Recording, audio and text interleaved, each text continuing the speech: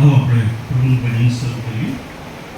યહોવાની સ્તુતિ કરો, આકાશોથી યહોવાની સ્તુતિ કરો, ઉચ્ચ સ્થાનમાં તેની સ્તુતિ કરો. સૂર્ય તથા ચંદ્ર તમે તેની સ્તુતિ કરો, સર્વ જગજગતા તારા તેની સ્તુતિ કરો. આકાશોના આકાશો તમે તેની સ્તુતિ કરો, આકાશ ઉપરના પાણી તેની સ્તુતિ કરો. યહોવાના નામની સ્તુતિ તેઓ કરે, કેમ કે તેની આજ્ઞાથી તેઓ ઉત્પન્ન થયા. પ્રાર્થના કરી. પ્રભુજી, અમે તમારા આહવાનને માન આપતા તમારા સમગ્ર સૃષ્ટિની સાથે તમારી આરાધના કરવાની માટે આજે સવારે જોડાઈએ છીએ. જ્યારે વરસાદ પડી રહ્યો છે ત્યારે પ્રભુ અમે એ જાણીએ છીએ કે તમે સમગ્ર સૃષ્ટિના પ્રભુ છો અને આખી સૃષ્ટિ અને એમાં જે કંઈ તમે ઉત્પન્ન કર્યું છે એ સર્વની કાળજી અને સંભાળ લો છો. ત્યારે આજે સવારે તમે અમારા જીવનમાં અને અમારી આસપાસ જે કંઈ કરો છો એ માટે તમારો આભાર માનતા તમારી સ્તુતિની આરાધના કરવાની માટે તમારા ઘરમાં અમે એકઠા મળ્યા છીએ. ત્યારે અમારું સર્વ અને સર્વસ્વ અમે તમારી પાસે લાવીએ છીએ. પ્રભુ, અમારી પ્રાર્થના છે કે તમારા પ્રેમથી, તમારા આનંદથી, તમારી શાંતિથી અમને ભરી દો કે જેથી આજે બીજું બધું જ ભૂલી જઈને અમારું બધું જ ધ્યાન તમારી તરફ કેન્દ્રિત કરીએ અને આજે અમે તમારા મુખને નિહાળી શકીએ, આજે તમારા પ્રેમનો અનુભવ કરી શકીએ, આજે તમારા ચમત્કારો વિવિધ રીતે અમારા જીવનમાં થાય અને જ્યારે અમે તે પાછા જઈએ ત્યારે નવી ઉત્પત્તિ સાથે પાછા જઈ શકીએ એવું તમે થવાનું. પ્રભુ ઈસુ ખ્રિસ્તના નામમાં માગીએ છીએ. આમેન. આવો આપણે પ્રભુની સ્તુતિને આરાધના કરતા ભજનમાંથી ગીત નંબર 214 ગાઈશું. હે સૃષ્ટિ સ્થાપક આત્માઓ, અમોમાં તારો વાસો લાવો, અમારા મન પર તું જ કર સ્વર્ગીય કૃપા એમાં કૃપા કરીને આ ગીતમાં જોડાઈએ.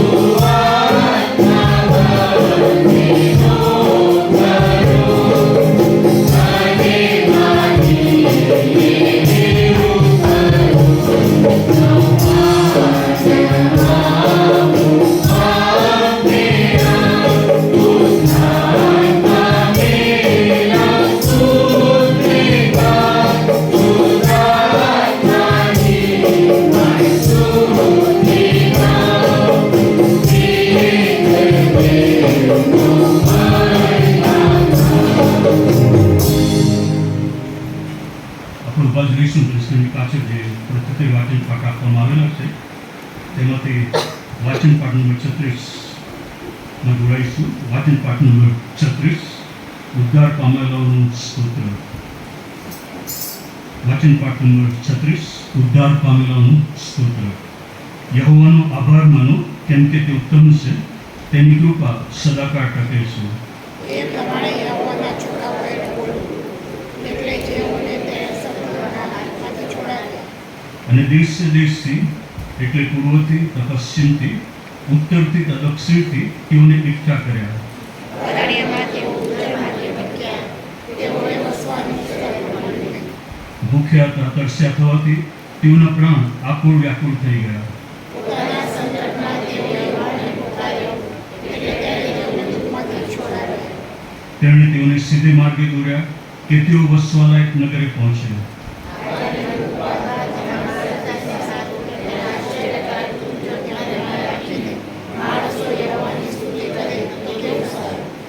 કેમ કે તરસ્યા જીવને તે સંતોષ કમાડે છે અને ભૂખ્યા આત્માને ઉત્તમ વાનાથી તૃપ્ત કરે છે. દેવના વચનોની સામા થઈને અને પરાત્પરના પ્રબોધનને ચૂંટણ લઈને જેઓ અંધકારતા મરણ છાયામાં બેઠેલા હતા અને આપદામાં તબેડીઓમાં સપડાયેલા હતા. તેઓ નકળી પડ્યા અને તેમને સહાય કરનાર કોઈ ન હતું. ત્યારે તેઓએ પોતાના દુઃખ સંકટમાં યહોવાને પુકાર્યો, એટલે તેણે તેઓને દુઃખમાંથી તાર્યા. તે તેઓને અંધકારમાંથી તથા મરણ છાયામાંથી કાઢી લાવ્યો અને તેઓના બંધનો તોડી નાખ્યા. આમે બેસી જશું. આવો આપણે આભાર સ્તુતિ અને પાકવાદની પ્રાર્થનામાં જોડાઈએ, પ્રાર્થના કરીએ.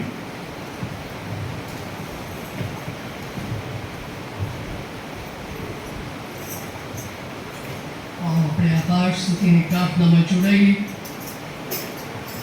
આપણા મનોમાં પ્રભુનો આભાર માનીએ. સપ્ટેમ્બર મહિનાનું આ પહેલો રવિવાર છે, ત્યારે 8 મહિના સુધી પ્રભુએ સંભાળ્યા અને સંભાળવા માટે પ્રભુનો આભાર માનીએ. અને રક્ષણ માટે પ્રભુનો આભાર માનીએ.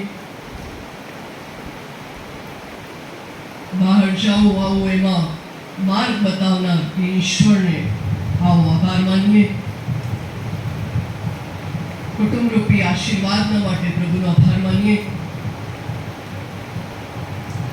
મંડળી માટે, મંડળીના એક સભ્ય માટે, એક કુટુંબના માટે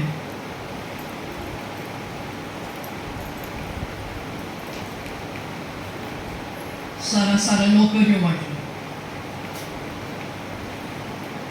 પ્રભુના આશીર્વાદોના માટે,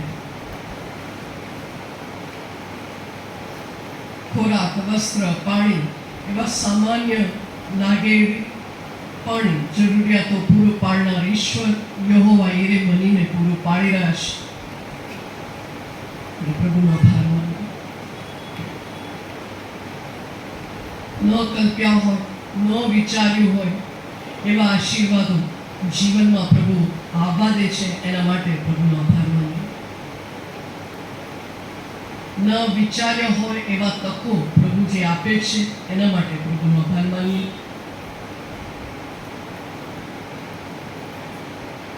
જીવનમાં જે વિવિધ પ્રકારના વ્યક્તિઓને પ્રભુ મોકલી આપે છે, એના માટે પ્રભુનો આભાર માનીએ. સ્વસ્થ મન માટે પ્રભુનો આભાર માનીએ. તારણના ભેટના માટે, પ્રભુ વેવડાવેલા રક્ત માટે, પુનરુત્થાન પામીને જે વિજયવંત જીવન આપ્યા છે તેના માટે.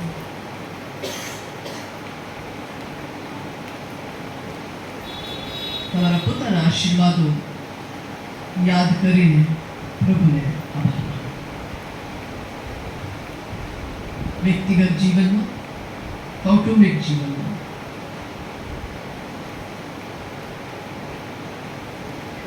હે રાજાઓના રાજા, પ્રભુના પ્રભુ એવા અમારા દેવ, અમારા સ્વામી, અમારના અર્પણો તમારી પાસે લાવીએ છીએ.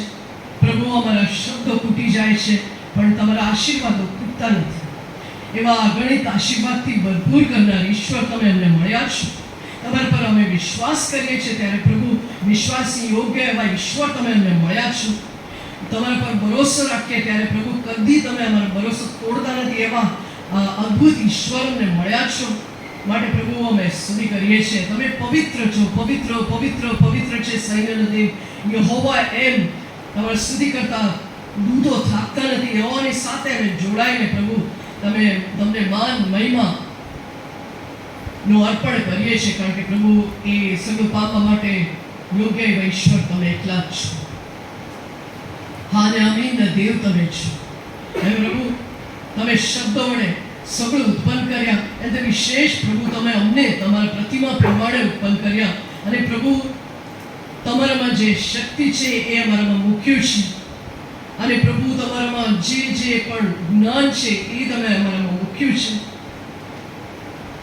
પ્રભુ તમારો આભાર જ માનીએ છીએ. CNI મણિનગર મંડળી માટે, પાળક સાહેબો માટે, પાસ્ટેટ કમિટી અને દરેક અંગના માટે, આગેવાનો માટે, દરેક કુટુંબના માટે, કુટુંબના દરેક વ્યક્તિઓના માટે પ્રભુ અમે પુષ્કળ આભાર માનીએ છીએ. આજે પ્રભુ વરસાદ હોવા છતાં પ્રભુ રૂડુમાન આપ્યું કે અહીંયા આવી શકીએ. પ્રભુ રસ્તામાં તમે અમને રક્ષણ કર્યું કે પ્રભુ અહીંયા સહી સલામત પહોંચી શકીએ. અમે પ્રભુ આભાર માનીએ છીએ, કારણ કે જે આયોજનો તમે અમારા માટે રાખો છો એ આયોજનો શાંતિને લગતા છે, હાનિને લગતા નહીં. એવું તમારે વચન આપ્યું છે અને એ વચન તમે પૂરું કરો છો. પુષ્કળ આભાર માનીએ છીએ. પ્રભુ આભાર માનીએ છીએ કે આગામી દિવસોમાં જે આયોજનો તમે અમારા માટે રાખો છો એ પ્રભુ અમારા માટે સારું જ છે. માટે પ્રભુ અમે આભાર માનીએ છીએ. પ્રભુ તમે અમને સગળું જ આપ્યું છે. માગીએ કલ્પીએ એના કરતાં વિશેષ પ્રભુ તમે અમને આપ્યા છે. જીવનદાન પ્રભુ તમે અમને આપ્યા છે. છતાં પ્રભુ અમારા વાણી, વર્તન અને વિચાર દ્વારા તમને અમે દુઃખી કર્યા છે. પ્રભુ તમે અમને માફ કરો અને ઈસુ ખ્રિસ્તના રક્તથી અમને ધોઈને શુદ્ધ અને પવિત્ર કરો, જેથી કરીને શુદ્ધતાને રૂએ પ્રભુ અમે તમારા આરાધના કરી શકીએ. એટલું જ નહીં, તમારા માટે જ અમે જીવન જીવી શકીએ એવું તમે થાઓ. આ અમારી અવાર સુધી પાકુલાદની પ્રાર્થના પ્રભુ ઈસુ ખ્રિસ્તના નામમાં માન્ય થાઓ. આમીન.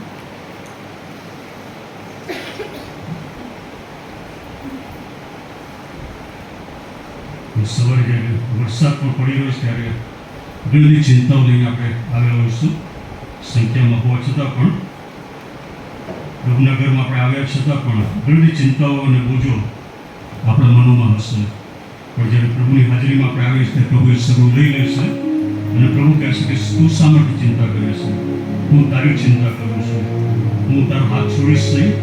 હું તને મદદ કરીશ. મારી શક્તિનું સામર્થ્ય હું તને આપીશ અને મારી કૃપામાં હું તને ચલાવીશ. તો આપણે એ યાદ કરતા हूँ मैं तेरी चिंता, तू क्यों चिंता करता है? आंसू की गांठियों में हाथ न छोड़ूंगा मेरा. एक गीत गाઈને પ્રભુની આરાધના કરીએ.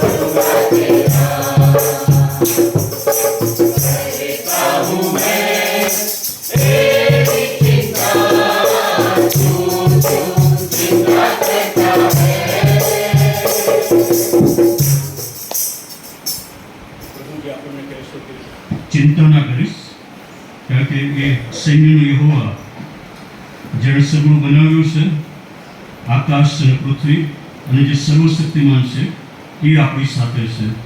એ ઈશ્વર કે જેણે સમુદ્રના 2 ભાગ કર્યા, અરણ્યમાં ઇસ્રાયેલ પ્રજા માટે માર્ગ કાઢ્યો, એ પ્રભુ આજે પણ આપણો પ્રભુ છે અને જે વચનો એમણે આપ્યા છે એ આજે આપણા છે. એટલા માટે આવો આપણે એ વચનોને યાદ કરતા, એ પ્રભુની સ્તુતિને આરાધના કરતા, प्रभु ने कहे कि सेनाओं का यहोवा हमारे संग संग है, याकूब का परमेश्वर हमारा ऊंचा गढ़ है.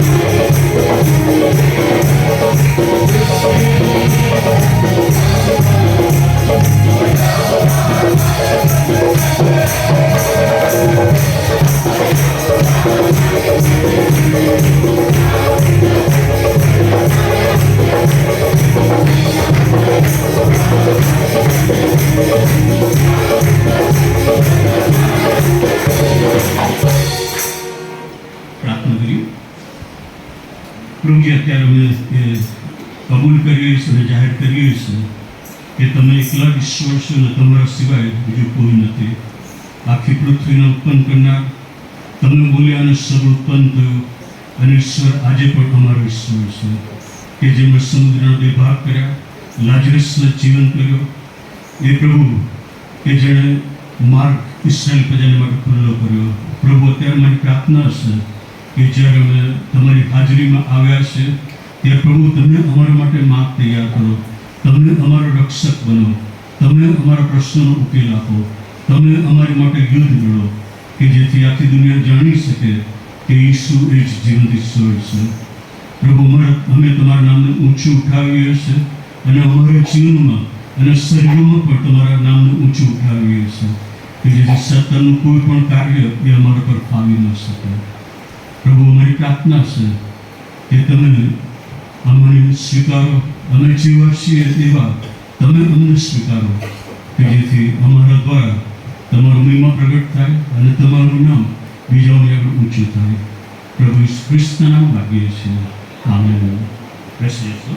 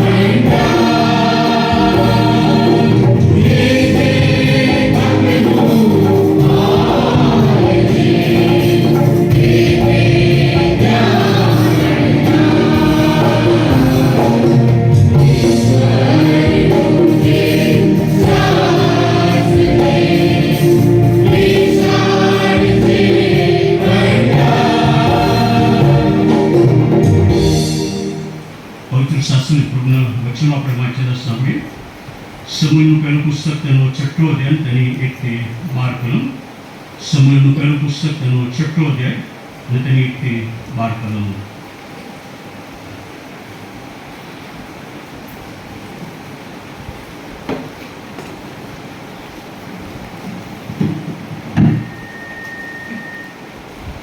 પહેલો શમૂએલ 6:1-12. યહોવાનો કોષ ફલિસ્તીઓના દેશમાં 7 મહિના રહ્યો. અને ફલિસ્તીઓએ યાજકો તથા શકુન જોનારાઓને બોલાવીને પૂછ્યું કે અમે યહોવાના કોષનું શું કરીએ અને તેને તેની જગ્યાએ કેવી રીતે પાછા મોકલે તે અમને કહો. તેઓએ કહ્યું, જો તમે ઇસ્રાયેલના દેવના કોષને પાછો મોકલો તો તે ખાલી મોકલશો માં, પણ તમે તેની સાથે ગમે તેમ કરીને કંઈ દોષાળતા પણ મોકલજો, ત્યારે તમે સાજા થશો અને તમારા પરથી તેના હાથનું નિવારણ કેમ થતું નથી તેનું કારણ તમને સમજાશે. ત્યારે તેઓએ કહ્યું, અમે તેનું કેવું દોષાળતા પણ મોકલીએ.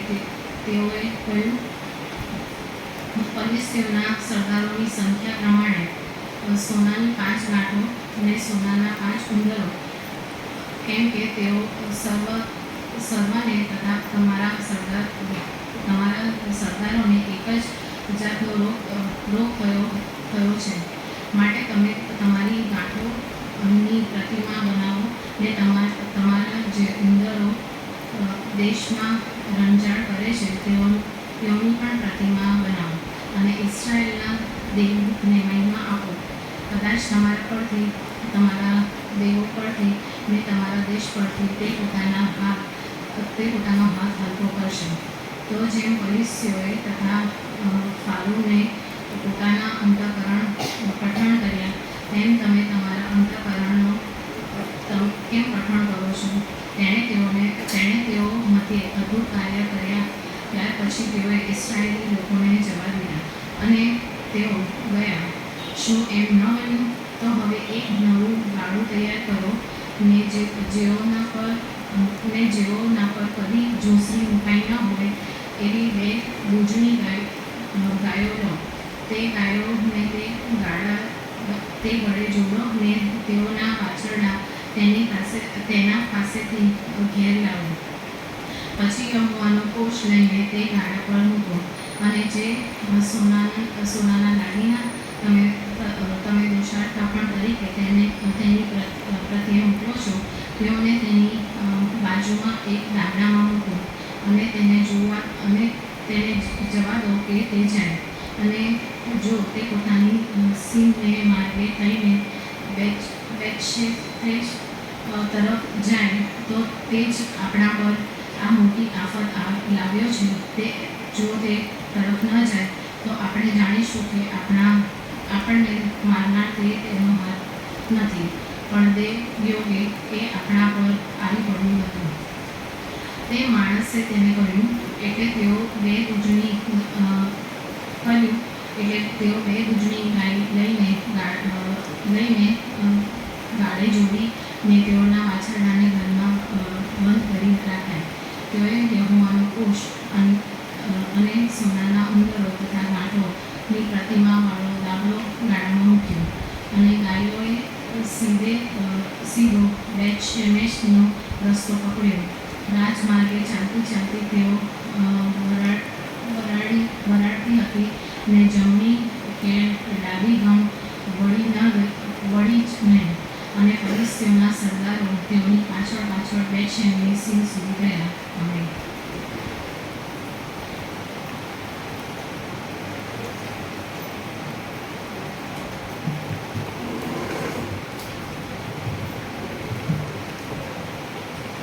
પ્રતાપના પ્રભુ કૃષ્ણ નામ આપ સર્વને પ્રેમી સલામ.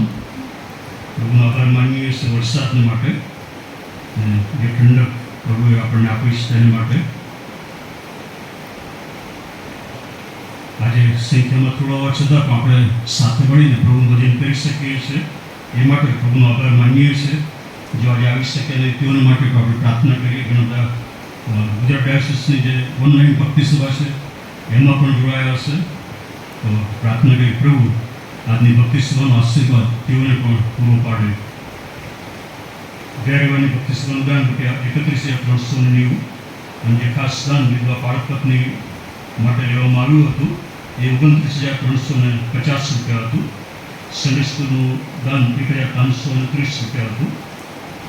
આવતા રવિવારે પણ આપણે ફરીથી પ્રભુનું ભજન કરવા માટે સવારે 9 વાગે મળીશું. અઠવાડિયા દરમિયાન જે સંગતો ચાલે છે, રવિવારે સવારે 7:45 સન્ડે સ્કૂલ, સિનિયર સિટીઝન સોમવારે સાંજે 5 મંગળવારે યુથ બાઇબલ સ્ટડી સાંજે 8 વાગે, મંગળવારે મહિલા સંગતની બાઇબલ સ્ટડી એ સાંજે 7 વાગે છે, જેમાં રોમનોના પત્ર પર બાઇબલ અભ્યાસ કરવામાં આવશે. અમારી બહેનોને તેમાં આવવા માટે પ્રેમભર્યું આમંત્રણ પાઠવવામાં આવે છે. બુધવારે બાઇબલ સ્ટડી સાંજે 8 વાગે, શુક્રવારે પ્રાર્થના સંગત સવારે 10 થી સાંજે 6 વાગ્યા સુધી, શનિવારે ક્વાયર પ્રેક્ટિસ માટે મળે છે. આપણી સંગતો માટે આપણે પ્રાર્થના પ્રભુ આ બધી સંગતોને આશીર્વાદિત કરે. આપણી મંડળીના સભ્ય રિચાર્ડભાઈ ડેવિડ ફ્રાન્સિસ કે જેનું ગઈકાલે અવસાન થયું છે, આજે 62 પછી 12 વાગે તેમની દફનવિધિની ભક્તિ સભા આપણા ચર્ચોમાં રાખવામાં આવી છે. આ દુઃખિત પરિવારને માટે આપણે પ્રાર્થના કરી પ્રભુ તેઓને શાંતિ, સાંત્વન અને દિલાસો પૂરા પાડે. આભાર સ્તુતિનું જે દાન આવેલું છે તે આ પ્રમાણે છે. બ્રેન્ડન માસ્ટર ₹1000 અને જૈતુનબેન એસદયાલ જન્મદિન નિમિત્તે ₹500. જે મહિલા સંઘ દ્વારા ખાસ રિટ્રીટનું આયોજન તારીખ 14/9/2025 રોજ ચર્ચ છૂટ્યા પછી કરવામાં આવેલું છે. કે આવતા રવિવારે બક્સર છૂટ્યા પછી 11:30 વાગે આપણી મહિલા સેવા સંઘ દ્વારા આ રિટ્રીટનું આયોજન કરવામાં આવેલું છે. એ રિટ્રીટની અંદર બાઇબલ ક્વિઝ પણ લેવામાં આવશે. તેમાં રૂથ યોહાનનો પહેલો પત્ર, બીજો પત્ર, ત્રીજા પત્રમાંથી પ્રશ્ન પૂછવામાં આવશે. તો એનો તૈયારી સાથે આવશો. રિટ્રીટની રજિસ્ટ્રેશન ફી ₹100 રાખવામાં આવેલી છે. મહિલા સંઘની બહેનો ચર્ચ છૂટ્યા પછી નીચે રહેશે, તમારું રજિસ્ટ્રેશન તમે નોંધાવશો.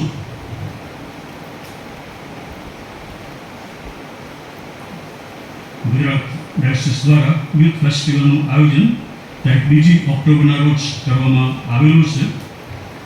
સેનાઈ એલએસપી ચર્ચના પાછળનું જે કમ્પાઉન્ડ છે એમાં આ આયોજન કરવામાં આવેલું છે. એના માટે આપણે પ્રાર્થના કરવી અને દરેક યુવાનોને જેઓ 40થી નીચેની વયના છે તેમને આવવા માટે આમંત્રણ પાઠવવામાં આવેલું છે. આ માટે ક્વાયરની પણ રચના કરવામાં આવી રહી છે. જેઓ એમને જોડવા માંગે છે 40થી નીચેની ઉંમરના, તેઓ તમારા નામો તમે આપશો અને પ્રેક્ટિસ ક્યારે છે એની જાણ તમને કરવામાં આવશે. એસપીસી કે જે બુક શોપ છે તેમના દ્વારા બુક એક્ઝિબિશન અલાયન્સ ચર્ચ શ્રીનગરમાં રાખવામાં આવેલું છે. ગઈકાલે હતું અને આજે છેલ્લો દિવસ છે. સવારે 11 થી રાત્રે 9 વાગ્યા સુધી રહેશે. તમે એમાં મુલાકાત લેશો. બાઇબલના જે પુસ્તકો જે આર્ટિકલ છે એમાંથી તમને પ્રાપ્ત થઈ શકશે. જે આભાર પત્ર આવ્યો છે તે આ પ્રમાણે છે.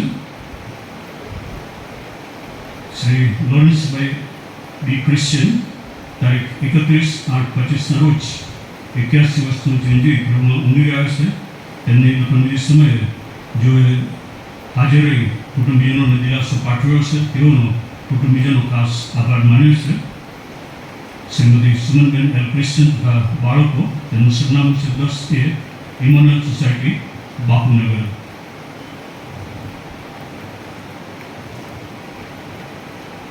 ઓક્ટોબર મહિનાનો પહેલો રવિવાર એ વિશ્વ પ્રભુજન દિન તરીકે આખા વિશ્વમાં ઉજવવામાં આવે છે. અને અમદાવાદ શહેરની મંડળોમાં દર વર્ષની જેમ દ્રઢીકરણ પણ કરવામાં આવશે. એટલા માટે દ્રઢીકરણના ક્લાસીસ ચાલુ કરવામાં આવ્યા છે. હજુ પણ જેમાં જોડવા માંગે છે તેઓ બુધ, ગુરુ અને શુક્રવાર રાત્રે 8 કલાકે ચર્ચ હોલમાં એ શિક્ષણ આપવામાં આવશે. તેમાં તમે જોડાશો. જેઓ નિયમિત એ ક્લાસમાં આવશે તેવું દ્રઢીકરણ કરવામાં આવશે.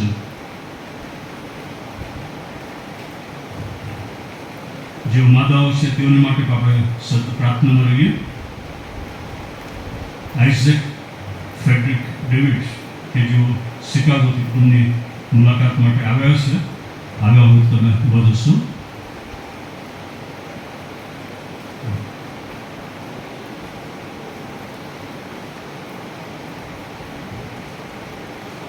આવો આપણે મધ્યસ્થની પ્રાર્થનામાં જોડાઈ. ડૉક્ટર ડિકોસ પરમાર સાહેબ આપણી સાથે છે. તેઓનો પણ આપણે પ્રેમથી આવકાર કરીએ છીએ અને મધ્યસ્થની પ્રાર્થનામાં તેઓ આપણને જોડણી આપશે.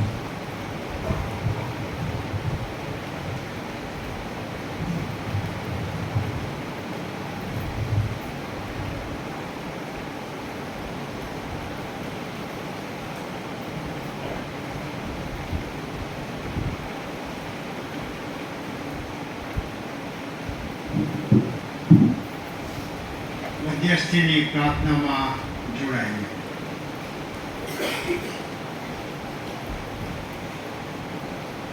હે અમારા અનાદિ અનંત ઈશ્વર પિતા,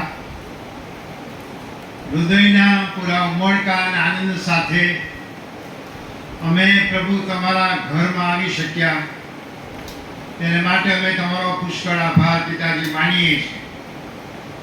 વરસાદને કારણે ઊભી થયેલી પરિસ્થિતિમાં પણ જે વાલાઓ અત્યારે પ્રભુ પોતાના નિવાસ સ્થાનોમાં ઓનલાઈન સંગતમાં ભાગીદાર બન્યા છે તેઓને માટે પણ અમે તમારો આભાર પિતાજી માનીએ છીએ. જે જરૂર છે એ વરસાદ મોકલી આપ્યો જે જગ્યાઓમાં, તેને માટે પણ અમે તમારો આભાર પિતાજી માનીએ છીએ. અતિ વર્ષા જ્યાં થઈ એ વિસ્તારમાં જે તે પ્રકારની રાહતની સેવાઓ અને કાર્યો કરી શકવાયા તેને માટે પણ અમે તમારો આભાર પિતાજી માનીએ છીએ. તમારા લોકો તરીકે પ્રભુ તમારા ઘરમાં અમે આવી શક્યા અને પ્રભુ જે કંઈ સ્તુતિના આરાધનામાં પણ અમે જોડાઈ શક્યા તેને માટે પણ અમે તમારો આભાર પિતાજી માનીએ છીએ. તમારા વચનો વ્યક્તિગત રીતે, કુટુંબ તરીકે, સમાજ તરીકે, મંડળી તરીકે અમારા માટે જે પડકાર, આનંદ અને આશીર્વાદ લઈને આવ્યા છે તેને માટે પણ અમે તમારો પુષ્કળ આભાર પિતાજી માનીએ છીએ. સાર્વત્રિક ખ્રિસ્તી મંડળીને માટે પણ અમે તમારો આભાર પિતાજી માનીએ છીએ. જુદા જુદા પ્રકારની પરિસ્થિતિ ને સંજોગોનો સામનો કરીને પણ જે બાળાઓ વિવિધ રીતે, વિવિધ માધ્યમોથી તમારો મહિમા પ્રગટ કરે છે એ તમામ સેવા કાર્યોને માટે પણ અમે તમારો આભાર પિતાજી માનીએ છીએ. પ્રભુ, વિશ્વભરમાં તમારા લોકો જે રીતે તમારા મહિમા માટે વપરાય છે આભાર માનીએ છીએ.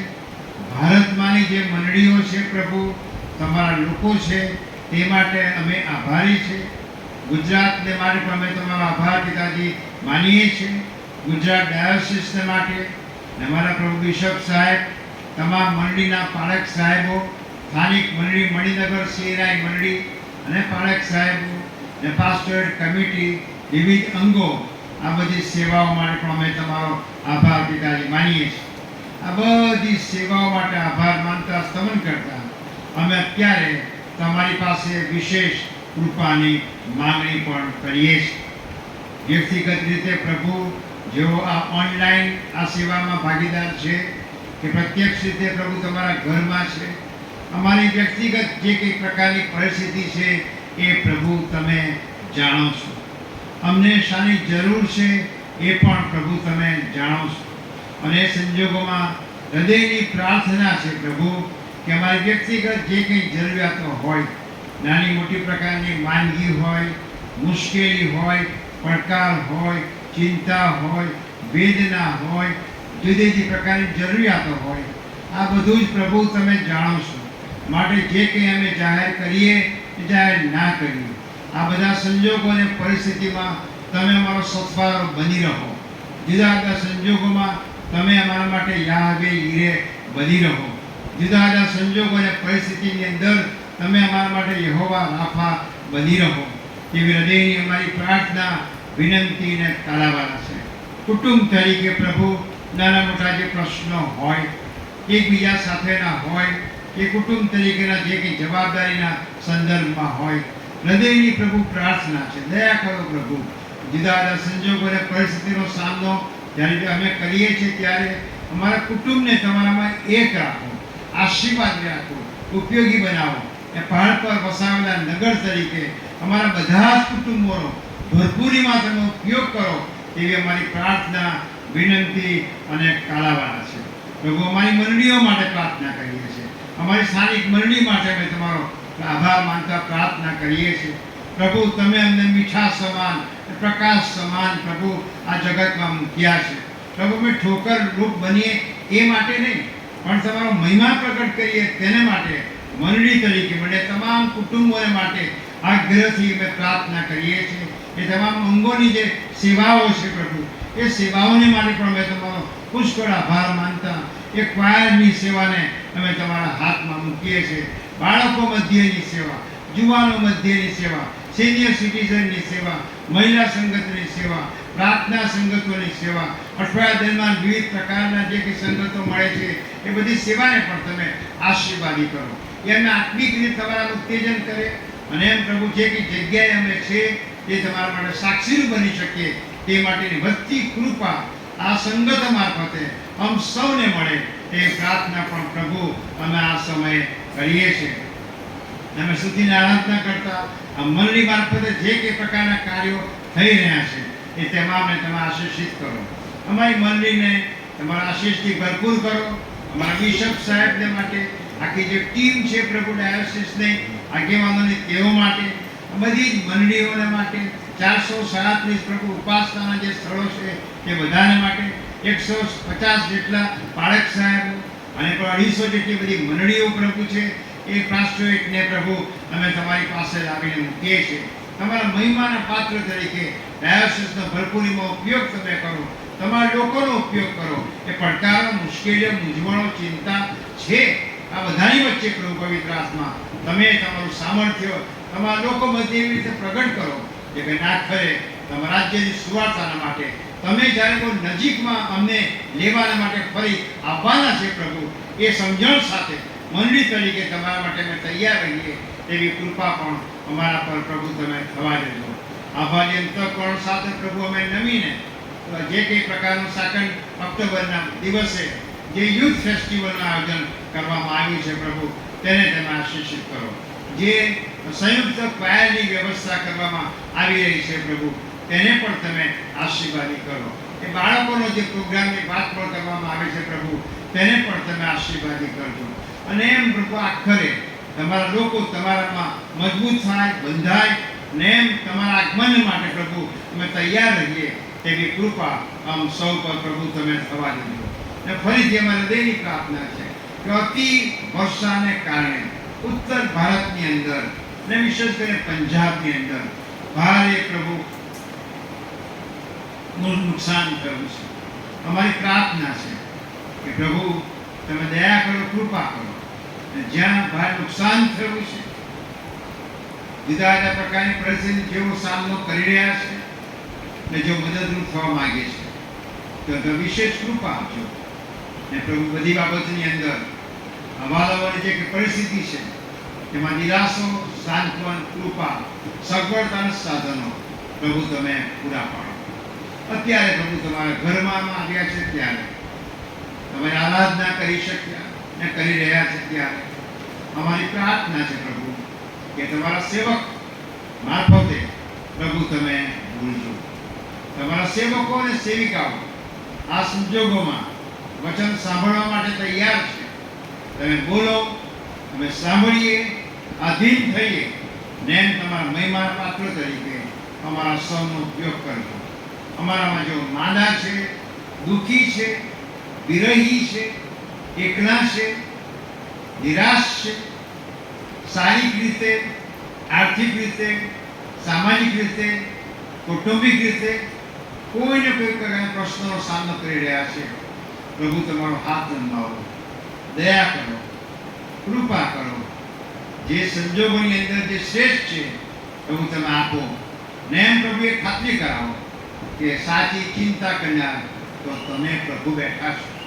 કે આભારી અંતઃકરણ સાથે બધા અમે તમારા ચરણોમાં નમીએ છીએ અને પ્રાર્થીએ છીએ કે મારી વ્યક્તિગત અને કૌટુંબિક અને મંડળી ને સમાજ તરીકેની જે પરિસ્થિતિ છે, જે પડકારો છે, એમાં તમે અમારો સથવારો સંગાતી બની રહો.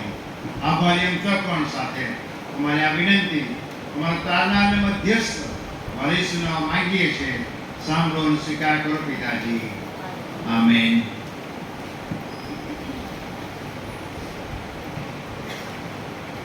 ભજન સંગ્રહ ગીત નંબર 482 આપણે ગાઈશું.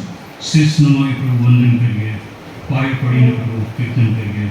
તેનો પહેલો, બીજો અને છેલ્લો 3 શ્લોક આપણે ગાઈશું.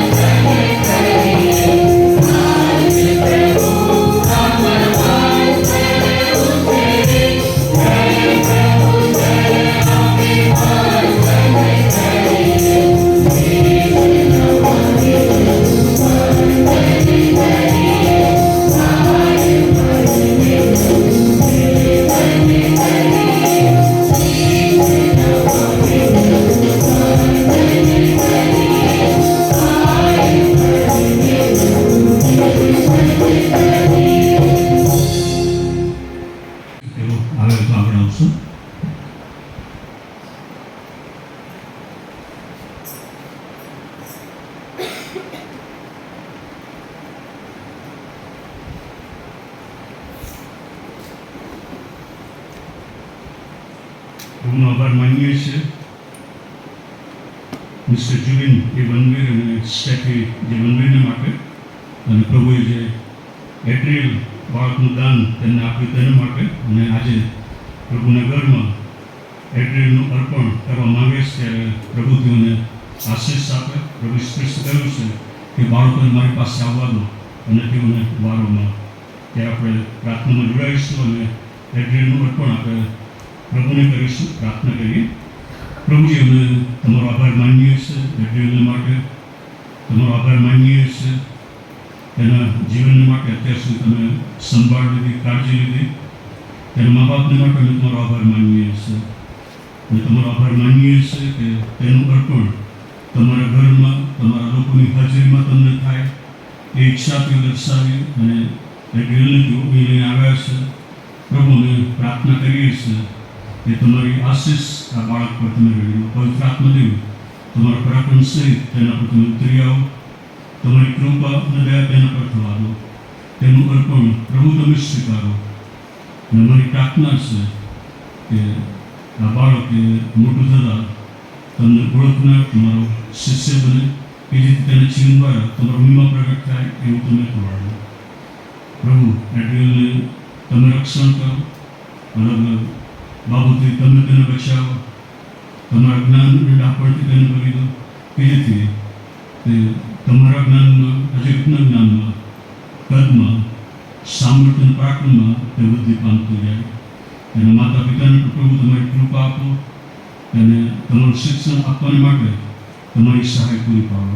પ્રભુ, પ્રભુ અમે એટ્રિયલને તમારા હાથમાં સોંપીએ છીએ. પ્રભુ ખ્રિસ્તના નામમાં માગીએ છીએ. આમેન.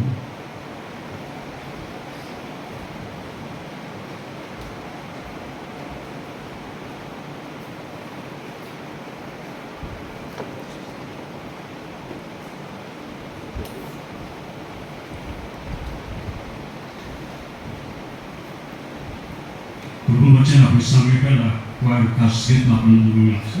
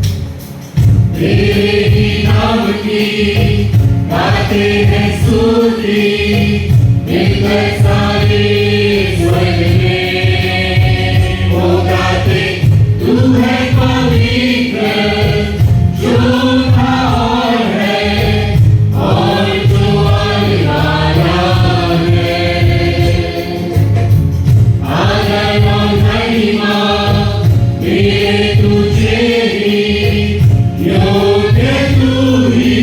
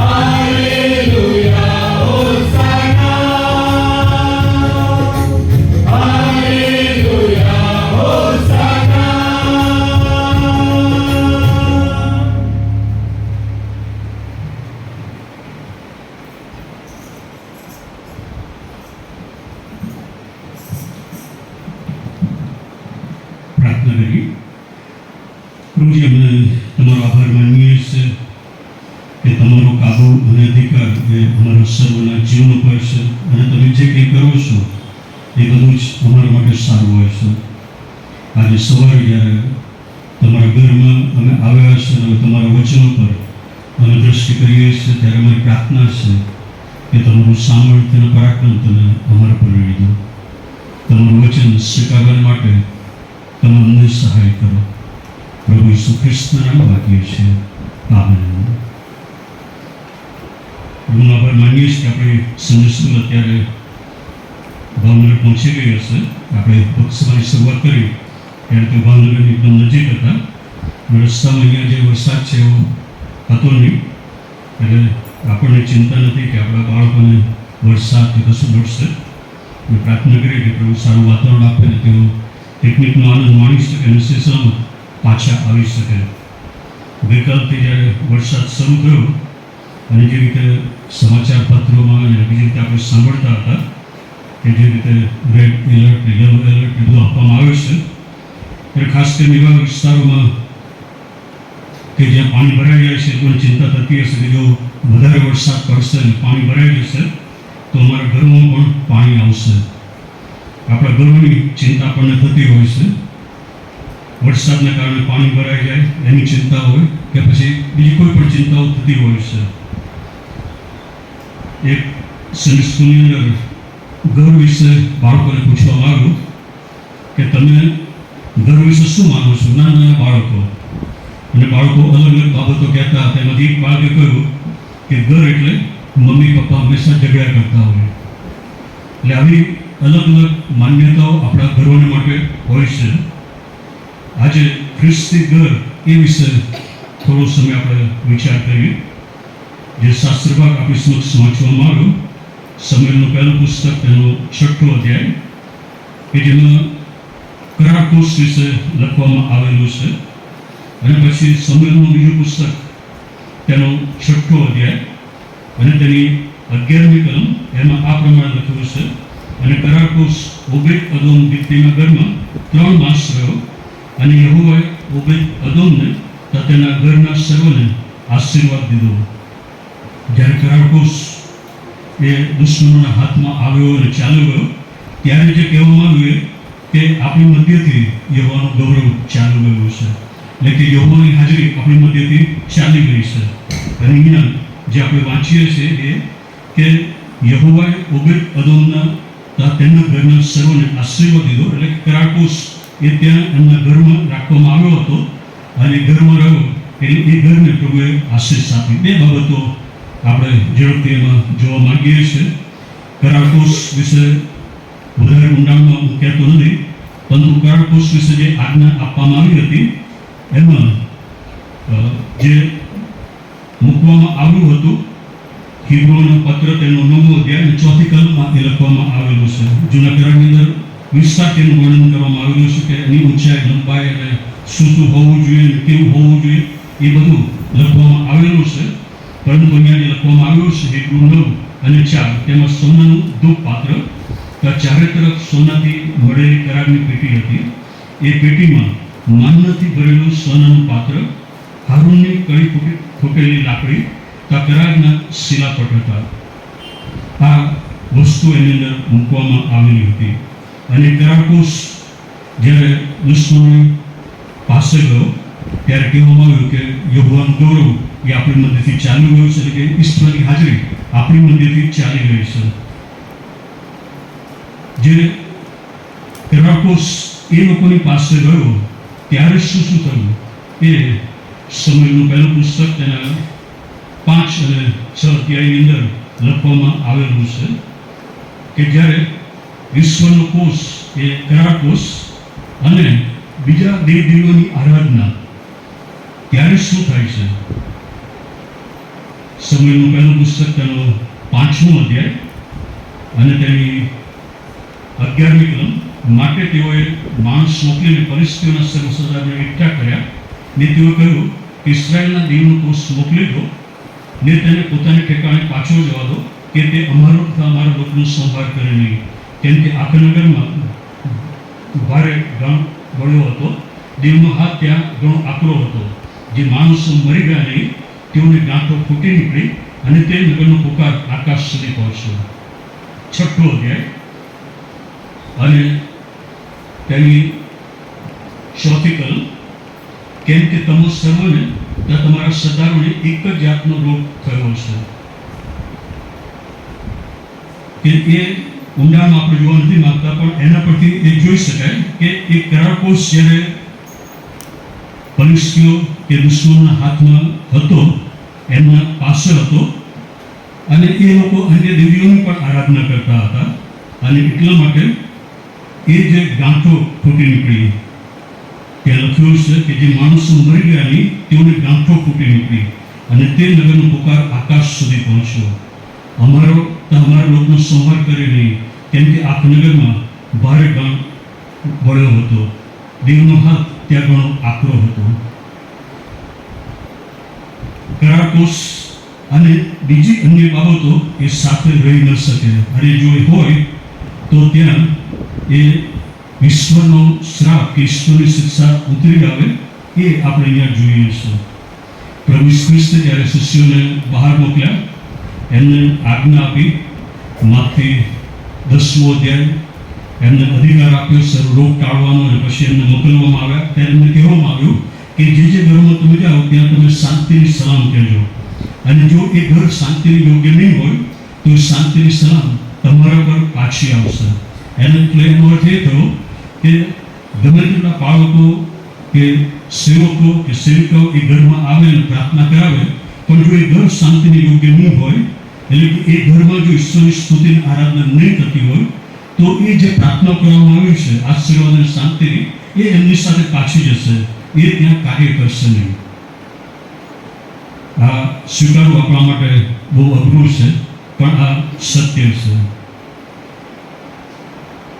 કરારકોશ અને બીજી બાબતો જ્યારે સાથે હોય છે ત્યારે આ બને છે, એ આપણે જોઈએ છે. પરંતુ યહોશુઆનું પુસ્તક તેનો 3જો અધ્યાય કે જ્યાં કરારકોશ વિશે પણ આપણે ત્યાં વાંચીએ છીએ, અને ત્યાં જે નદીના 2 ભાગ કરવામાં આવ્યા એ વિશે ત્યાં લખેલું છે. યહોશુઆનું પુસ્તક તેનો 3જો અધ્યાય અને તેની 3જી કલમ. અને તેઓએ લોકોને એવી આજ્ઞા કરી કે તમારા દેવ યહોવાના કરારકોશને તથા તેને ઉશ્કેરીના લેવી યાજકોને તમે જુઓ ત્યારે તમે પોતાનું ઠેકાણું છોડીને તેમની પાછળ જજો, તો પણ તમારી અને તેની વચ્ચે 2000 હાથનું અંતર રહે. તેની છેક પાછળ જશો, જેથી જે માર્ગે થઈને તમારે ચાલવું તે તમે જાણો, કેમ કે અગાઉ એ માર્ગે તમે ગયા નથી. અને પછી એ કરારકોશ જ્યારે યાજકોએ ઊંચક્યો ત્યારે એ પાણી અલગ થઈ ગયું અને એમાંથી તેઓ પસાર થયા. બીજી ઘટના આપણે જોઈએ છે, આપણે ખાલી એટલું જ સાંભળીએ છીએ કે યરીખોની દિવાલ તૂટી ગઈ, મોટો હુંકારો લોકોએ કર્યો અને એ દિવાલ તૂટી ગઈ. જેમ 10મી કલમમાં લખ્યું છે, યહોશુઆએ લોકોને એવી આજ્ઞા કરી કે હું તમને હુંકારો કરવાનું કહું તે દિવસ સુધી તમે હુંકારો કરશોમાં ને તમારી વાણી સાંભળવા દેશોમાં, ને તમારા મોંમાંથી એક શબ્દ નીકળે નહીં. હું કહું ત્યારે તમે હુંકારો કરજો. અને પછી આગળ એ વિશે લખવામાં આવેલું છે. ફક્ત આપણે એટલું જ વારંવાર સાંભળીએ છીએ કે એ જે સ્તુતિનો નાદ હતો એ કર્યો અને એ મોટી દિવાલ તૂટી પડી. પણ એની પાછળનું જે કારણ છે એ જે 4th કલમમાં લખેલું છે. અને 7 યાજકોની આગળ મેઘાસિંહની 7 શિરા લઈને ચાલે, અને 7મા દિવસ 7 વાર નગરની પ્રદક્ષિણા કરો ને યાજકો રણસિંગા વગાડે. એ જે પ્રદક્ષિણા કરી કરારકોશને લઈને એના કારણે એ યરીખોની દિવાલ તૂટી પડી. પેલું કારણ તો હતું જ કે તેઓએ સ્તુતિ કરી, પણ આ કારણ પણ હતું કે એ કરારકોશ જે ઈશ્વરની હાજરી એમાં હતી, એ 7 વાર પ્રદક્ષિણા કરી અને મોટી દિવાલ યરીખોની તૂટી પડી. એટલે જે એમાંથી આપણે શીખીએ છીએ એ 2 ઘટનાઓ. અને ત્રીજી ઘટના સમૂહનું બીજું પુસ્તક 6ઠો અધ્યાય અને તેની 12મી કલમ, કે જ્યાં ઓબેદ-અદોમના ઘરમાં કરારકોશ રહ્યો અને ઈશ્વરે એ ઘરને આશીર્વાદ દીધો. પેલી અગાઉની ઘટના આપણે જોઈ કે અયોગ્ય જગ્યાની અંદર કે જ્યાં કરારકોશ જવું ન જોઈએ ત્યાં લઈ જવામાં આવ્યો, અને જે શિક્ષા ફલિસ્તીઓને અને બીજાને થઈ. બીજી ઘટનામાં આપણે જોઈએ છે કરારકોશ દ્વારા જે આશીષ પ્રાપ્ત થઈ.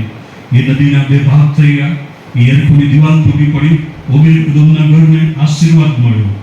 એટલે કે જ્યાં ઘરોની અંદર ઈશ્વરની હાજરી હોય છે ત્યાં એ આશીર્વાદ ઈશ્વર હંમેશા પૂરો પાડતા હોય છે. ઓબેદ-એદોમનો દાખલો આપણને જોવા મળે છે. ક્રિશ્ચિયન ઘરની અંદર ખ્રિસ્તી ઘરોમાં ઈશ્વરની હાજરી હોવી જોઈએ અને એટલા માટે એ ઘરોને ઈશ્વરે પસંદ કરેલા છે. અને એટલા માટે ઈશ્વરે આપણને પસંદ કર્યા છે કે આપણા ઘરો જે ખ્રિસ્તી ઘરો કહેવાય છે એ ઘરોની અંદર ઈશ્વરની હાજરી હોય. અને આપણે એ પણ જોયું કે જો એ ઘરોની અંદર ઈશ્વરની હાજરી ન હોય અને બીજું બધું જો આપણે લાવીએ છીએ તો કેટલું નુકસાન આપણને પોતાને જ થતું હોય છે. એટલા માટે આજનું આજે વચન છે આપણને ચેતવણી આપે છે, આપણને શીખવે છે કે જો આપણા ઘરોમાં ઈશ્વર સિવાય બીજે કોઈની હાજરી હોય, પવિત્ર આત્મા સિવાય જો બીજો કોઈ આત્મા કામ કરતો હોય તો એ કાઢી નાખવું જરૂરી છે. ખ્રિસ્તી ઘર એ ઈશ્વરના મહિમા માટે છે અને એટલા માટે ઈશ્વર આપણે ઉત્પન્ન કર્યા છે, લગ્નની સ્થાપના કરી, કુટુંબની સ્થાપના કરી અને ઘરો ઈશ્વર આપણને આપ્યા છે કે જેમાં એ ઘરોની અંદર ઈશ્વર આપણને શાંતિનો આનંદ આપે છે, રાત્રિની શાંતિભરી નિંદ્રા આપે છે. એ ઘરોમાં ઈશ્વર આપણને તાજા કરે છે, ઈશ્વર આપણી સાથે વાત કરે છે, યોજનાઓ બનાવવા માટે ઈશ્વર આપણને જ્ઞાનની રાહ પણ આપે છે. એ સિવાય જ્યારે બીજું કંઈક હોય છે ત્યારે ઈશ્વરની શિક્ષા અને શ્રાપ એ ઘર પર ઉતરી આવે છે. આપણે શ્રાપ વિશે બહુ સાંભળતા નથી પણ બાઇબલ આપણને શ્રાપ વિશે પણ જણાવે છે. આપણે ફક્ત આશીર્વાદો વિશે જ સાંભળીએ છીએ પણ બાઇબલ ઘણું આપણને શ્રાપ વિશે પણ શીખવે છે. અને ઈશ્વરનું વચન એ ગઈકાલે આજે અને સદા સર્વકાળ એવું ને એવું છે. ખ્રિસ્તી ઘર એ ઈશ્વરના મહિમાને માટે છે અને એટલા માટે પ્રશ્ન એ છે કે જ્યારે આપણે આપણા ઘરમાં પ્રવેશ કરીએ છીએ ત્યારે આપણે શું લઈને આવીએ છીએ? બહારની જે બધી બાબતો છે, બહારની જે વસ્તુઓ છે, એ બધું શું આપણે ઈશ્વરના ઘરમાં આપણા પોતાના ઘરમાં લઈને આવીએ છીએ કે જે ઈશ્વરની હાજરી છે એ બંને શું સાથે રહી શકે? જ્યારે આપણે બહારથી ઘરમાં આવીએ છીએ ત્યારે આપણી બધી ચિંતાઓ, આપણો બોજો, જે કંઈ આપણે બીજું જોયું હોય, સાંભળ્યું હોય એ બધું લઈને આવીએ છીએ. પહેલી બાબત જે આપણે કરવાની છે એ છે કે જ્યારે ઘરમાં પ્રવેશીએ એ પહેલાં બારણામાં આપણે પ્રવેશ કરી એ પહેલાં બારણાની આગળ 1 મિનિટ કે 2 મિનિટ ઊભા રહીને આપણે એ કહેવાનું છે કે પ્રભુ અમારું બધું જ હું અહીંયા બહાર મૂકીને મારા ઘરમાં તમારા સામર્થ્ય અને પરાક્રમમાં પ્રવેશ કરું છું. મારું બધું જ બાજુ પર મૂકી દઉં છું. મારો બોજો, મારી ચિંતાઓ, મેં જે કંઈ સાંભળ્યું છે, મેં કંઈ જોયું છે કે જે મારા માટે નુકસાનકારક છે, મારા કુટુંબને માટે, મારા ઘરને માટે નુકસાનકારક છે, એને હું અહીંયા જ મૂકીને હું મારા ઘરમાં તમારી હાજરીમાં પ્રવેશ કરું છું. બીજી બાબત કે આપણું ઘર એ કેવું હોવું જોઈએ? જ્યારે દાઉદે એ સાંભળ્યું 12મી કલમ અને દાઉદ રાજાને સમાચાર મળ્યા, સમયનું બીજું પુસ્તક 6ઠો અધ્યાય અને 12મી કલમ અને દાઉદ રાજાને સમાચાર મળ્યા કે દેવના કોષને લીધે યહોવાએ ઓબેદ-એદોમના કુટુંબ તેના સર્વને આશીર્વાદ દીધો છે. દાઉદને કોઈક રીતે આ સમાચાર મળ્યા, કોઈકે કીધું હશે. જેમણે કહ્યું હોય એમણે કેવી રીતે આ કહ્યું? કારણ કે એમણે ઓબેદ-એદોમના ઘરને જે આશીર્વાદ ઈશ્વર આપ્યો એ જોયું હશે, એ સાંભળ્યું હશે, પણ એમણે નિરીક્ષણ પણ કર્યું હશે કેવો આશીર્વાદ ઈશ્વરે અદોમના ઘરને આપેલો છે, એના કુટુંબને આપેલો છે. અને એ સમાચાર લઈને તેઓ દાઉદની પાસે જાય છે અને દાઉદને આ બાબત રજૂ કરે છે. જે બીજી બાબત આપણા ખ્રિસ્તી ઘરોમાં હોવી જોઈએ કે આપણા ઘરોમાંથી ઈશ્વરનો મહિમા એ બીજાઓની સમક્ષ જવું જોઈએ. બીજાઓ જાણવા જોઈએ કે આપણે કોણ છે અને કોનું ભજન આપણે કરીએ છીએ. આપણી આસપાસમાં રહેતા લોકોની સમક્ષ આપણી સાક્ષી કેવી છે? ખ્રિસ્તી કુટુંબ તરીકે આપણી સાક્ષી છે. જો એમના ઘરનો કચરો આપણા આંગણામાં આવી જાય તો આપણે શું કરીએ છીએ? જો એમના ઘરનું પાણી આપણા આંગણામાં આવી જાય તો આપણો વ્યવહાર એમની સાથે કેવો હોય છે? એ લોકો જે કરે છે એ જ પ્રમાણે આપણે કરીએ છીએ કે તે મારા માટે આવું કર્યું તો હું પણ તારા માટે આવું કરું? કે પછી બાઇબલના જે સિદ્ધાંતો છે એ આપણે એમને બતાવીએ છીએ કે એ પ્રમાણે કરીએ છીએ જે રીતે પ્રભુ ઈસુ ખ્રિસ્તે કહ્યું અને કર્યું, માફી આપવાની વાત, એ આપણે એમને માફ કરીએ છીએ કે પછી સામગ્ર આપણે એ લોકો માટે કરીએ છીએ? જ્યારે દાઉદને સમાચાર મળ્યા ત્યારે સમાચાર આપનાર લોકોએ એ જોયું, કારણ કે ઓબેદ-એદોમના ઘરમાંથી ઈશ્વરનું ગૌરવ એ બહાર જતું હતું ઈશ્વરનો પ્રકાશ એ બહાર જતો હતો, એમની સાક્ષી બીજાઓને પ્રાપ્ત થતી હતી. અને ખ્રિસ્તી ઘર એ છે કે એ સાક્ષી બહાર જાય અને લોકો જાણી શકે કે ઈસુ એ જ તારણહાર છે, ઈસુ એ જ પ્રભુ છે. ત્રીજી બાબત, આપણા ઘરોને જો ખ્રિસ્તી ઘર ખરેખર બનાવવા હોય તો આપણે જે કરવાનું છે એ છે કે આપણા ઘરોની અંદર એ પ્રાર્થનાની વેદી સત્સંગતી હોવી જોઈએ. આપણા ઘરોમાં સ્તુતિ અને આરાધનાનું સ્થાન હોવું જોઈએ. પણ એના બદલે આપણા ઘરમાં શું સ્થાન હોય છે? જે આપણે વાંચ્યું હિબ્રુઓને પત્ર કે જેમાં કરારકોશ વિશે જે શબ્દ વાપરવામાં આવેલો છે, પેટી, એ શબ્દ વાપરેલો છે. આજે કઈ પેટી હોય છે? પેટી અને અંગ્રેજીમાં બોક્સ કહે છે. આજે આપણા ઘરમાં કયું બોક્સ છે? પેટી શબ્દ ના વાપરે, બોક્સ શબ્દ એના માટે વાપરીએ તો કયું બોક્સ આજે આપણા ઘરની અંદર છે? એ કરારકોશનું કે જેમાં ઈશ્વરની હાજરી છે, કે પછી ગ્રેટ બોક્સ કે જે આખો સમય આપણે જોયા કરીએ છીએ? કયું બોક્સ આજે આપણા ઘરની અંદર છે? કોની હાજરી આપણા ઘરની અંદર છે? શેતાન અને તેનું કાર્ય એ અત્યારે બહુ પૂરજોશમાં ચાલ્યું. જેમ જેમ પ્રભુ કૃષ્ણનું આગમન નજીક છે એમ વધારે વધારે શેતાન કાર્ય કરી રહ્યો છે. ત્યારે ઘણી બધી રીતે શેતાન આપણા ઘરોની અંદર એનું પરાક્રમ રેડી રહ્યો છે. એ ટીવી મારફતે હોય કે પછી મોબાઈલ મારફતે હોય, એમાં જે આપણે જોઈએ છીએ, એમાંથી જે સાંભળીએ છીએ, એમાંથી શેતાનનું પરાક્રમ આપણા ઘરોમાં વહેતું રહે છે. આપણને ખબર નથી પડતી, પરંતુ જો ઈશ્વરની હાજરીમાં આપણે બેસીએ ત્યારે આપણને ખ્યાલ આવે કેટલું જેવું આપણે ઘરની અંદર લાવીએ છીએ કે જે શ્રાપિત વસ્તુ હોય છે. અને એના કારણે પછી ઘણું આપણા ઘરોની અંદર બનતું હોય છે. થોડા દિવસો પહેલાં વોટ્સઅપ પર કોઈએ સંદેશ મૂક્યો હતો અને એમનો એ અનુભવ હતો કે તેઓ ત્યાં ગયા અને પછી એ ડોલ એમના જે ઢીંગલી એમના બાળકોએ બહુ વિનંતી કરી અને એ ઢીંગલી લીધી. એ ઢીંગલી ઘરમાં લાવ્યા પછી જે એમના ઘરની અંદર બન્યું એ બધું બહુ ભયંકર હતું. રાત્રે ઊંઘ પણ ના આવે, બાળકો બી જાય અને પછી બાળકોએ જ કીધું કે એ ઢીંગલીને બહાર કાઢવામાં આવે. એટલે સ્થાપિત વસ્તુઓ જ્યારે આપણા ઘરની અંદર આવે છે ત્યારે ઘણું નુકસાન આપણને થાય છે. ઘણી ઘટનાઓ બનતી હોય છે. અને જો એવી ઘટનાઓ બનતી હોય કે જો તમે રાત્રે ઊંઘી પણ ન શકતા હોય, કંઈક અજુગતું તમારા ઘરમાં તમને લાગતું હોય, એક પછી એક સંકટો ઘરની અંદર આવતા હોય, કોઈ સફળતા ન મળતી હોય, તો એ જાણો કે તમારા ઘરની અંદર એવું કશું તમે લાવ્યા છો કે જેના કારણે એ બધું બની રહ્યું છે. અને એ જરૂરી છે, ચેતવણી જ્યારે મળે છે ત્યારે જરૂરી છે કે પ્રભુની આગળ પસ્તાવો કરો અને પ્રભુને એ ઘરમાં સ્થાન આપવું, જીવનમાં સ્થાન આપવું, કે જેથી એ બધું જ પવિત્ર આત્મા એ ઘરમાંથી બહાર કાઢે અને પ્રભુની હાજરી એ ઘર પર હોય અને આશીષ પ્રભુની ઉતરી આવે. ચોથી બાબત જે આપણે કરવાની છે એ છે કે આપણે આપણા મોં વડે એ કબૂલ કરવાનું છે, એટલે કે બોલવાનું છે ઘરની અંદર કે જે વચનો આપણને આપવામાં આવેલા છે એ વચનો આપણે બોલવાના છે, કે વચનો પર સહારો લઈને એને કબૂલ કરતા આપણે બોલવાનું છે કે હું ઈશ્વરનો બાળક છું અને આ ઘર ઈશ્વરનું છે અને અહીંયા બીજી કોઈની હાજરી, બીજું કોઈનું પરાક્રમ અહીંયા રહી શકશે નહીં. આપણા શબ્દો વડે આપણે આપણા ઘર પર આશીર્વાદ જાહેર કરવાનો છે કે પ્રભુ અમારા ઘરને અમે આશીષ આપીએ છીએ, અમારા બાળકોને અમે આશીષ આપીએ છીએ, અમારું ઘર આશીર્વાદિત થશે, અમારા બાળકો આશીર્વાદિત થશે, તેમનો અભ્યાસ આશીર્વાદિત થશે, અમારી જોબ આશીર્વાદિત થશે. અને એવી જે ઘણી બાબતો છે એ આપણે આપણા ઘરની અંદર બોલવાની છે. બિલીગ્રામ એક સંદેશ આપતા એ કહે છે કે let your worship be louder than your voice. તમારી ચિંતા કરતા તમારી જે આરાધના છે તમારા ઘરમાં ઊંચી હોવી જોઈએ. આજે આપણા ઘરમાં ઊંચું શું છે? પ્રાર્થના, કે સ્તુતિની આરાધના, કે પછી બીજા બધા શબ્દો? અને આજે આપણે નિર્ણય કરીએ કે આપણા ઘરોમાં એ આરાધના ઊંચી થશે, એ પ્રાર્થના ઊંચી થશે અને બીજું બધું એ નીચું થશે અને ચાલી જશે. ઓબેદ-અદોમના ઘરને ઈશ્વરે આશીર્વાદ આપ્યો એટલા માટે એ કરારકોશ ત્યાં હતો અને પછી એના સમાચાર દાઉદને મળ્યા અને દાઉદ એ કરારકોશને યરૂશલેમમાં હવે લાવે છે.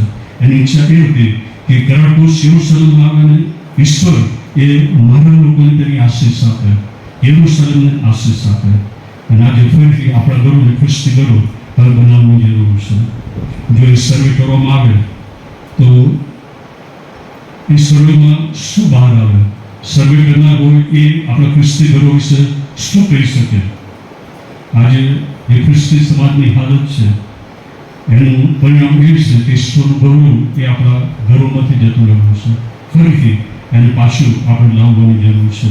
જે રીતે એ કરાટોસ પરિસ્થિતિના હાથમાં ગયો અને કહેવામાં આવ્યું કે ઈશ્વરનું ગૌરવ આપણી મધ્યથી ચાલી ગયું, ઈશ્વરની હાજરી આપણી મધ્યથી ચાલી ગઈ છે. આજે એ ઈશ્વરનું ગૌરવ અને ઈશ્વરની હાજરી આપણા કુટુંબોમાંથી, આપણા ઘરોમાંથી ચાલી રહી છે. ફરીથી પાછી આપણે તેને લાવવાની જરૂર છે કે જેથી એ આનંદ, એ આશીર્વાદ અને શાંતિ આપણા ઘરોમાં પ્રાપ્ત થાય. એ ઘરોમાં રહીને જે કંઈ આયોજન કરીએ એ સફળ અને આશીર્વાદિત થાય અને ફરીથી આપણા ખ્રિસ્તી કુટુંબો એ આગળ આવે, ઈશ્વરનો મહિમા પ્રગટ કરે અને આપણા દ્વારા બીજાઓ જાણી શકે કે ઈસુ એ જ પ્રભુ છે, પ્રભુ ઈસુ ખ્રિસ્તમાં જ તારણ છે અને પ્રભુ ઈસુ ખ્રિસ્ત જ તારણહાર છે. આ બે ઘટનાઓ ફરીથી આપણે યાદ કરી લઈએ કે જ્યારે એ સમયનું પહેલું પુસ્તક તેનો 5મો અધ્યાય કે જ્યાં એ પરિસ્થિતિના જગ્યામાં કરાટોસ ગયો અને પછી એ રોગ, એ ગાંઠો અને ઘણા બધા લોકો એ મરણ પામ્યા. બીજી ઘટના ઓબેદ-એદોમના ઘરમાં સમયનું બીજું પુસ્તક તેનો 6મો અધ્યાય 11મી કલમ, જ્યારે કરાટોસ ગયો ત્યારે ઈશ્વરે એ ઘરને આશીર્વાદ દીધો. આજે તમારે નક્કી કરવાનું છે કે શું છે તમારા ઘરની અંદર. શું તમે ઈચ્છો છો કે પ્રભુ તમારા ઘરને આશીષ આપે? શું તમે ઈચ્છો છો કે તમારા ઘરોની અંદર શાંતિ હોય, આનંદ હોય? શું તમે ઈચ્છો છો કે રાત્રિની શાંતિભર નિંદ્રા તમારું આખું કુટુંબ માણી શકે? શું તમે ઈચ્છો છો કે બધા આશીર્વાદો ઈશ્વર આપે અને આશીર્વાદો તમે માણો? તો આજે એ જરૂરી છે કે આપણા ઘરોની અંદર આપણે ઈશ્વરને લાવીએ, બીજું બધું જ બાજુ પર મૂકી દઈએ. ઈશ્વરે જે આશીર્વાદ આપણને આપ્યા છે એનો યોગ્ય રીતે આપણે ઉપયોગ કરીએ કે જેથી એમાંથી એ સત્યનું કોઈ પણ પરાક્રમ આપણા ઘરોમાં આવે નહીં. બે વ્યક્તિની વાત કરીને હું બંધ કરીશ. અગાઉ પણ મેં કહ્યું હતું, બે કપલ કે જેમણે કહ્યું, એક કપલે કે અમને અમારા બાળકોને ઈશ્વરના વચનનું શિક્ષણ આપીશું, બીજા કપલે કહ્યું કે અમને કોઈ પડી નથી, અમારા બાળકોને સંઘર્ષ માટે મોકલી દેવામાં નહીં લાગે, એમને જેમ કરવું હોય એમ કરવામાં આવે. પછી એમની પેઢીઓની પછી જે બાળકો હતા એમનો અભ્યાસ કરવામાં આવ્યો અને એમાં એ જોવા મળ્યું કે જેમણે દરકાર કરી નહોતી પોતાના બાળકોને સંસ્કૃતમાં મોકલવાની કે પ્રભુની હાજરી એમના ઘરોમાં હોય, એમના જે બાળકો હતા એ બધા ભિખારી બન્યા, એ મોટાભાગના જેલોમાં હતા, એમની દીકરીઓ વેશ્યાઓ બની અને અમેરિકાની સરકાર પર એમને નોખવું પડ્યું. જે કપલે એમ કહ્યું કે અમે અમારા બાળકોને પ્રભુના વચનનું શિક્ષણ આપીશું અને સંદેશમાં લઈ જઈશું, અમે એમને દેવળમાં લઈ જઈશું, એમના બાળકો એ મોટા સ્થાનો ગ્રહણ કરીશ. એમાંથી ઘણા બધા ગવર્નર બન્યા, ન્યાયાધીશો બન્યા, પ્રોફેસરો બન્યા, પ્રિન્સિપાલ બન્યા, મેયર્સ બન્યા. અને આ બે કપલ એ આપણને જણાવે છે કે આપણા ઘર એ કેવા હોવા જોઈએ. આપણા ઘરોમાં આપણે શું કરીએ છીએ, શું બોલીએ છીએ એ બહુ મહત્વનું છે. અને એટલા માટે આજે નિર્ણય લઈને આપણે જઈએ કે મારું ઘર એ યહોવા કહે છે કે હું અને મારા ઘરના તો યહોવાની સેવા કરીશું. અને યહોવાની સેવા કરવા માટેનું ઉદ્ભવ સ્થાન શું હતું? તો યહોવાનું ઘર હતું કે જે ઘરમાં રહીને અમે નિર્ણય કર્યો, એ ઘરમાં રહીને અમે પ્રાર્થના કરી, એ ઘરમાં રહીને અમે ઈશ્વરની ઉપાસના કરી અને તેઓ ઈશ્વરની સેવા કરી શક્યા. આજે આપણા ઘરોમાં ફરીથી એ જ્યોત ઈશ્વરની પ્રગટાવીએ કે જેથી ઈશ્વરના આશીર્વાદ આપણે પ્રાપ્ત કરીએ અને ઈશ્વરનો મહિમા પ્રગટ થાય. થોડીક ક્ષણ આપણે આંખો બંધ કરીએ. આપણા ઘર વિશે આપણે વિચારીએ કે આપણું ઘર કેવું છે. શું આપણે ખરેખર એમ કહી શકીએ કે મારા ઘરની અંદર ઈશ્વરની હાજરી છે? કારણ કે હું શાંતિથી મારા ઘરમાં રહી શકું છું, કોઈ ઝઘડા નથી, એકબીજા પ્રત્યે વૈર નથી, બધા આશીર્વાદો મને પ્રાપ્ત થઈ રહ્યા છે, એ આશીર્વાદો હું માનું છું. અને જો આજે પવિત્ર આત્મા તમને યાદ દિલાવ્યા હોય કે તમારા ઘરમાં શું બની રહ્યો છે, તમારા ઘરમાં તમે શું લાવી રહ્યા છો, તમારા ઘરમાં કેવા પ્રકારની વાતચીત થાય છે, કેવા પ્રકારનું પ્રોગ્રામિંગ થાય છે, તે ચેતવણી તમારા માટે છે કે આજે પ્રભુની પાસે તમે આવો, પ્રભુને કહો કે પ્રભુ મારા ઘરમાં જે કંઈ બની રહ્યું છે એ માટે હું માફી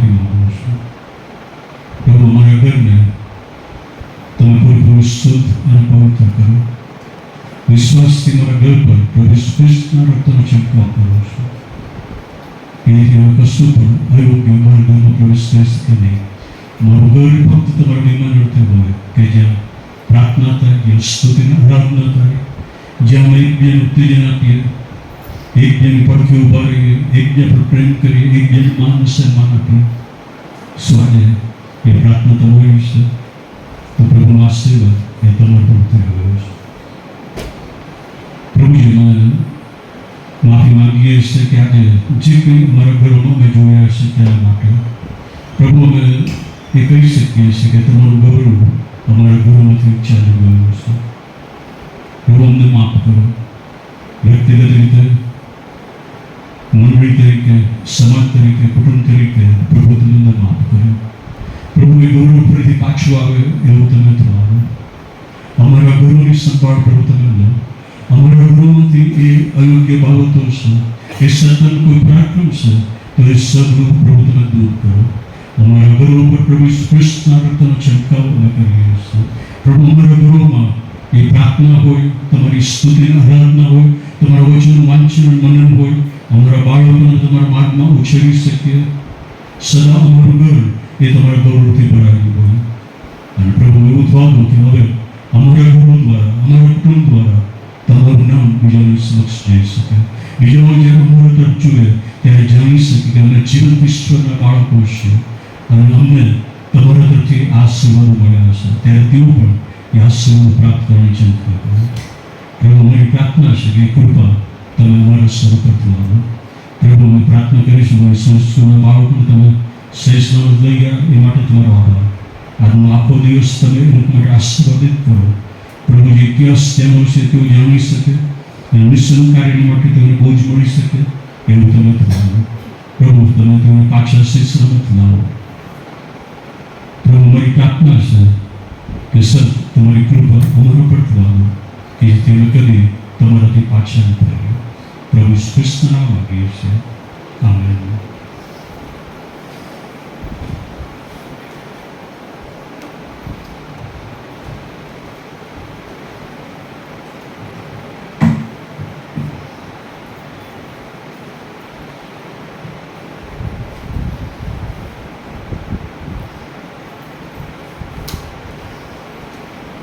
પ્રભુની સ્તુતિની આરાધના કરતા ભજન ગીત નંબર 344 આપણે ગાઈશું. ગીત નંબર 344 ઈસલે જીવન ભેટ કરું, જટલે અભિલાષ હું એ ધરું, થઈને મું જીવન નાયક તું, કરજે મું જીવન લાયક તું. આ ગીત ગાય દરમિયાન આપણા દાનો વડે આપણે પ્રભુની આરાધના કરીએ.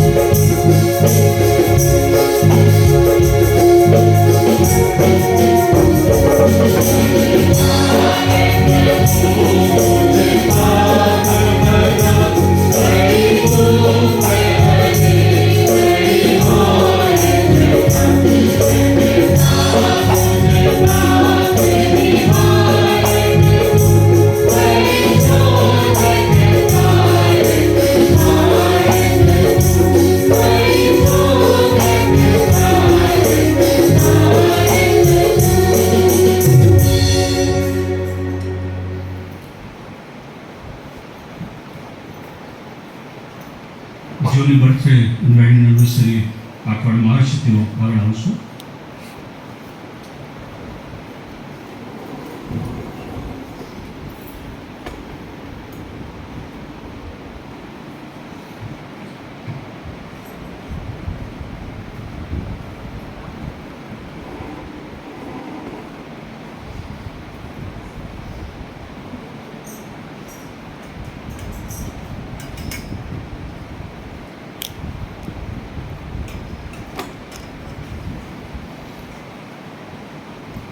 મંડળી તરફથી તેઓને જન્મદિનની અને વેડિંગ એનિવર્સરીની શુભેચ્છા પાઠવીએ છીએ. પ્રભુ તેઓને આશીષ આપે અને નવું વર્ષ પ્રભુના સામર્થ્ય અને પરાક્રમથી ભરપૂર રહે એ જ આપણી પ્રાર્થના છે. જે વચન આપણે તેઓને આપીએ છીએ તે યશાયા 40 અને 31 છે. પણ યહોવાની વાટ જોનાર નવું સામર્થ્ય પામશે, તેઓ ગરુડની પેઠે પાંખો પ્રસારશે, તેઓ દોડશે અને થાકશે નહીં, તેઓ આગળ ચાલશે અને નિર્ગત થશે નહીં. પ્રાર્થના કરી. પ્રભુજી, અમે તમારો આભાર માનીએ છીએ. આજે વરસાદ હોવા છતાં પણ તમારી કૃપા અમને આપી કે તમારા ઘરમાં અમે આવી શક્યા અને તમારું ભજન કરી શક્યા. પ્રભુ, અત્યારે અમે પ્રાર્થના કરીએ છીએ જેઓને બર્થડે વેડિંગ એનિવર્સરી અઠવાડિયામાં છે. પ્રભુ, મારી પ્રાર્થના છે કે તમારો આશીર્વાદ ભરપૂરથી તમને તેઓના પર વેડી દો. પ્રભુ, આ નવું વર્ષ તેઓના માટે આનંદ અને આશીષનું વર્ષ બની રહે. તેઓના દરેક પગલાં તમે ગોઠવો અને તમારા દરેક વચનો તેઓના જીવનને પરિપૂર્ણ કરો. પ્રભુ, તમારો આભાર માનતા તમારી આરાધના કરતા જે દાનો અમે તમારી સમક્ષમાં લાવ્યા છે તેને તમે સ્વીકારો. આશીષથી ભરી દો અને તમારા મહેમાન અર્થે તેનો યોગ્ય અને પ્રકૃતિ ઉપયોગ થાય એવું તમે કરો. પ્રભુ, અમે પ્રાર્થના કરીએ છીએ તમારા બાળકો જેઓએ તમારા પર પ્રેમ રાખતા જે આશીર્વાદો તમે તેમને આપ્યા છે એમાંથી અર્પણો તમારી હાજરીમાં લાવ્યા છે, ત્યારે મારી પ્રાર્થના છે તમારો આશીર્વાદ ભરપૂરથી તમે તેઓના પર રેડી દો. તેઓના ઘરોને, તેઓના વ્યક્તિગત જીવનને, કુટુંબોને, તેમની જોબને, તેમના બિઝનેસને, તેમના અભ્યાસને તમે આશીર્વાદિત કરો કે જેથી બીજાઓ જુઓ અને જાણી શકે કે જે ઈશ્વરનું ભજન અમે કરીએ છીએ એ ઈશ્વર જીવન છે. અમારી પ્રાર્થના છે કે જ્યારે અમે પાછા જઈએ અમારા ઘરો તરફ ત્યારે સહી સલામત તમને લઈ જાઓ. આ વરસાદની સિઝનમાં પ્રભુ તમે અમારા દરેકનું અલગ અલગ પ્રકારના જોખમોમાંથી, રોગોથી, વાયરસથી રક્ષણ કરો. સત્વને સારી તંદુરસ્તી પ્રભુ તમે પૂરી પાડો. નવા અઠવાડિયાને અમારે માટે તમે આશીર્વાદિત કરો. અઠવાડિયા દરમિયાન પ્રભુ અમે તમારા તરફ દ્રષ્ટિ કરતા સફળતા, આશીષ તમારી પાસેથી પ્રાપ્ત કરીએ એવું તમે થવા. આ મારી પ્રાર્થના વળતારના પ્રભુ ઈસુ ખ્રિસ્તના નામમાં માગીએ છીએ. આમેન. આકાશમાં